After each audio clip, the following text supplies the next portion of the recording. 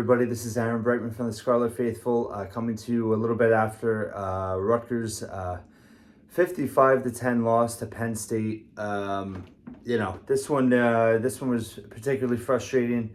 Not a lot of positives to take out of this one. And it's kind of, there's one game to go, and the narrative of this season is it's not looking very positive.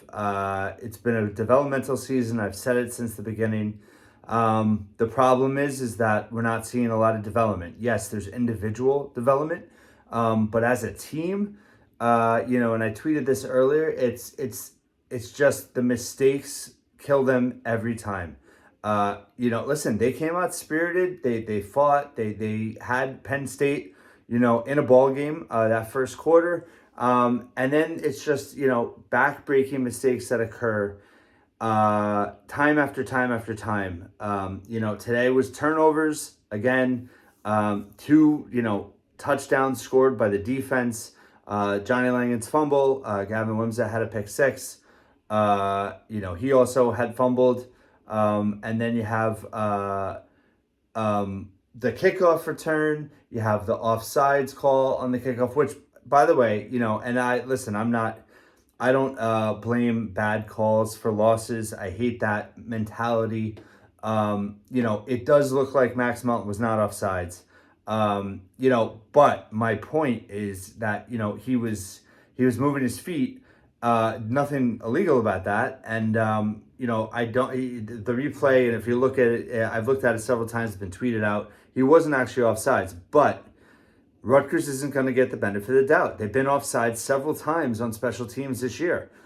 They are known as a team that makes mistakes. So the official, although he made a mistake, it's just an obvious point that Rutgers doesn't get the benefit of the doubt. Not because the Big Ten hates them, not because God is against us. It's because it's a mistake-prone team, and mistake-prone teams don't get the benefit of the doubt. And that, to me, is the biggest takeaway in all of this, is that we see repeatedly just mistakes, key mistakes happening in key moments that just crush any chance for Rutgers to stay competitive in these games. You look at the margin of defeat. Penn State, Ohio State, Michigan, they all gave up. I think Ohio State was 49 points maybe, but it was the average score is basically 55 to 10 or 12, 50 to 12, whatever. You throw in the 31-0 loss at Minnesota. That's 4 huge blowout losses. Then you have the 2 one-possession losses to Michigan State and Nebraska, which I felt, you can't say, I guess I can't say they're better than them, but they should have won those games, in my opinion, had they played the way I still think they're capable of playing, but they haven't. You beat Indiana, and then the Iowa game, which was another 2 turnover touchdown game. It's you could have won 3 Big Ten games. You got blown out in 4, and a fifth you just gave yourself no chance with 2 critical mistakes. So it's frustrating. It's frustrating for sure. Gavin Wimsatt did not have a good game today. He definitely took a step back from last week. Not what you wanted to see. I think he's pretty much made a step forward every week. This being his 4th start now, definitely took a step back. His accuracy issues reared their ugly head today for sure. And on some ones that, level of difficulty was not very high. Obviously concerning there. I think in terms of the defense, 21 points scored by Penn State wasn't on the defense at all. Defense came out, definitely responded well. Is what you want to see after last week's disappointing performance. They really came out, and I thought they were impressive. They stopped Penn State on the first 3 drives. Penn State was 4 of 16 on 3rd down conversions in the game. But the defense just got put in terrible spots. Penn State was 6 of 6 in the red zone, but some of those were, really short drives, short fields. And, it's frustrating. It's frustrating to see. I think the defense is the bright spot of this program, is the bright spot of this team. Certainly has a lot of young talent. I think that there's a lot to like about the defense. They certainly haven't been perfect and have had their struggles. But a game like tonight was just, I mean, you're just doing the defense no favors whatsoever. The offense averaged zero point 0.9 yards a rush carry, which is brutal. And then the special teams mistakes. I mean, Crookshank finally rattled off one, big run, 69 yards run, which was a great response to giving up that kickoff return. But I mean that you gave up the touchdown before that. Drew McAtamney missed a field goal. The only good thing is Corsack. He set the NCAA record for punts and career punt yards today. So that's obviously he's the GOAT. So I'm happy for him.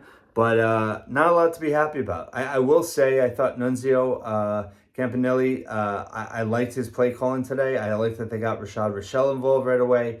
I thought that if Wemzat could have executed some of the calls that were made, it would have changed the game for sure as well. So, I don't know anything, but I'd be shocked at this point if he doesn't get the job. I think there's too many good reporters that cover Rutgers that for no names to be out right now in terms of candidates. And also the fact that I think, I thought it was obvious. I made this point in my podcast when Schiano made the move, getting rid of Gleason, appointing Campanelli. He just, it sounded like to me like he wanted him to get the job. And I think that that's always been the case. And there's certain advantages for him getting the job. Namely, you have to win next year. You have to win in year 4 to change the narrative, to change perception, to galvanize the fan base. I'm not saying Schiano's on the hot seat if he doesn't win next year. I have no idea. I'm not saying this isn't an argument if he should be or whatever. It's you need to win in year 4 or momentum is completely out the window. Recruiting, fan base, perception. There's going to be no hope if you have another losing season next year. I think so. Who knows? But that schedule, you have to be ready to go week 1. You have Northwestern and Virginia Tech, your first 2 games. Winnable, big games that you have to win. Rutgers has a chance to start the season really well next year with the way the schedule lays out, so many home games, but you have to win. And listen, if they decide that Wimsatt is who they want to lead the offense, which I think is what they want, they obviously will have to visit the transfer portal. But at any rate, you spend half the season implementing this new offense. Only to hire somebody else and bring in a different system. I don't know. I think that's counterintuitive to do. So I think Nunzio has that going for him. Obviously, he has the local ties, the recruiting ties. I think he's done a relatively good job. I think it's been a very hard job to do, but I think we have seen signs with him. And today, I thought the play calling was really good. I thought it made sense. I think maybe he's starting to get a rhythm now. I've said from the beginning, I thought that he had a really good chance to get this job, and my opinion hasn't changed at all. So that was a positive today. I thought the way he called the game. But again, it came down to a lack of execution on Rutgers' end, and that's just, the story of the season. Yes, they're young. Yes, they're learning. Yes, certain players have developed. But this team has been non-competitive. There's been flashes of competitiveness against Michigan. Yes, they led at the half. But they were, statistically, they were getting dominated. But they led at the half. Penn State, I guess you could argue into the second quarter. Ohio State, not really. And then Minnesota was, it was 14-0 in the fourth quarter, sure, but there was no chance in that game. You felt like there was no chance. And yes, Samuel Brown getting hurt was a problem and changed kind of the trajectory of the season for sure, no doubt. But again, this team, this program, season 3, people aren't happy. I get it. I'm not in the camp of giving up or thinking that, that Schiano's never going to be able to turn it around. But we're at a very critical stage here. And I think next week, honestly, is huge because that's a chance to change the narrative a little bit on this season. You go down to Maryland and you win. You get your 5th win. You get your 2nd Big Ten win. Right now, with Indiana now, Rutgers is going to finish in last place. So you win next week.